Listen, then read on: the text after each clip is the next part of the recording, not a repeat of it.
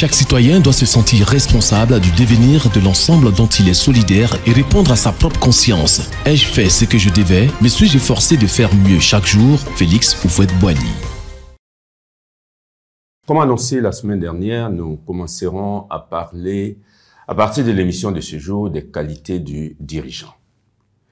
Quiconque a la responsabilité de diriger, a la responsabilité de conduire les autres, doit développer les qualités du bon dirigeant. Quelles sont-elles? Vous allez-vous nous demander? Eh bien, il y en a plusieurs. Mais ne pouvant les traiter toutes dans le cadre de ce programme, nous en avons choisi certaines qui nous semblent importantes. Nous allons les citer avant de les développer au fur et à mesure des émissions. Le dirigeant doit être prudent et expérimenté. Le dirigeant doit être juste et raisonnable. Le dirigeant doit être courageux. Le dirigeant doit être humble et mûr. Et puis, le dirigeant doit aimer les hommes, particulièrement les personnes qu'il dirige. Nous allons essayer de développer un peu tout cela en détail, en commençant par la première qualité. C'est-à-dire que le dirigeant doit être prudent et expérimenté.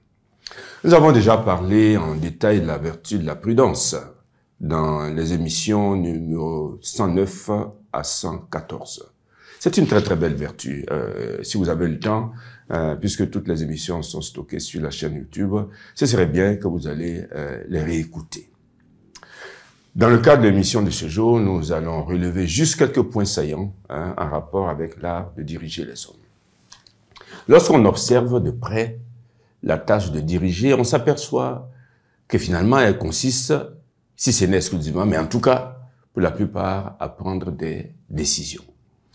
Décisions qui vont avoir des impacts sur les personnes, des impacts sur les structures et des impacts sur la communauté tout entière. Le dirigeant, en effet, oriente. Il donne le cap. Il décide du moment où il faut faire telle chose ou telle autre. Il décide aussi de la façon dont il convient de faire cette chose. Et il décide du moment où il faut s'abstenir de faire telle ou telle chose. Cela nécessite de sa part de l'habileté, mais qui n'est pas de la ruse. Cela nécessite aussi de sa part cet art de bien décider. Nous en avons déjà un peu parlé. S'agissant de l'art de bien décider, vous êtes prié de vous rapporter aux émissions passées consacrées à ce thème. Signalons que les décisions qui peuvent avoir des conséquences graves sur les personnes et les communautés ne doivent pas être prises à la légère, mais avec une grande attention et après avoir mûrement réfléchi. S'agissant de l'expérience, il est défini, pour ce qui concerne le thème que nous traitons, par le dictionnaire Larousse comme une connaissance acquise par une longue pratique jointe à l'observation. Le bon dirigeant est celui qui a un bon contact avec la réalité des choses, et celui qui a une bonne connaissance de lui-même et des autres. Il y a d'ailleurs deux proverbes qui soulignent l'importance de l'expérience.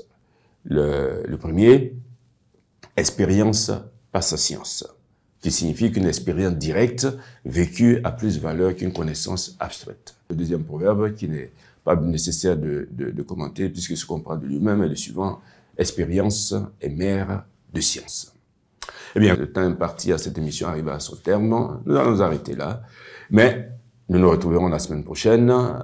Mais gardons en tête que l'expérience unie à la prudence constitue des appuis solides pour tout dirigeant. La semaine prochaine, nous parlerons des autres qualités du dirigeant.